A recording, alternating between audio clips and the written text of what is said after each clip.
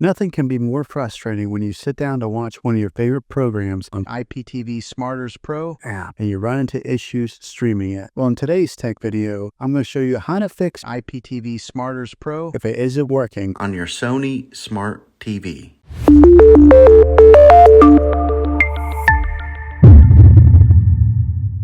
Let's see if we can fix your problems and get your IPTV Smarters Pro back up and running as quickly as possible. The first one, it's the easiest one to try, and that's to unplug your TV from the wall outlet and wait 60 seconds. Now, don't be impatient here. Wait the whole 60 seconds, then plug it back in. This is very different from turning your TV on and off with your remote control. This is what we call a hard reset of your TV, so make sure you do this method. If that doesn't work, then find your router that is giving you Wi-Fi and unplug the power to that for 60 seconds. Then plug it back in. If it fixes it, great. If not, let's go ahead and move on to the next method. Try deleting IPTV Smarters Pro on your TV. Go to wherever the apps are located on your system and remove the app altogether. Then reinstall IPTV Smarters Pro again. After you reinstall it, you might have to log back in with all of your credentials, but hopefully this will work. And if that doesn't work, then I recommend buying an affordable Roku stick, Fire Stick, or Apple TV 4K and plug that into your TV and use that as your main streaming player. And you'll be able to access IPTV Smarters Pro that way. I'll put links in the description down below of where you can get one. There you have it, folks.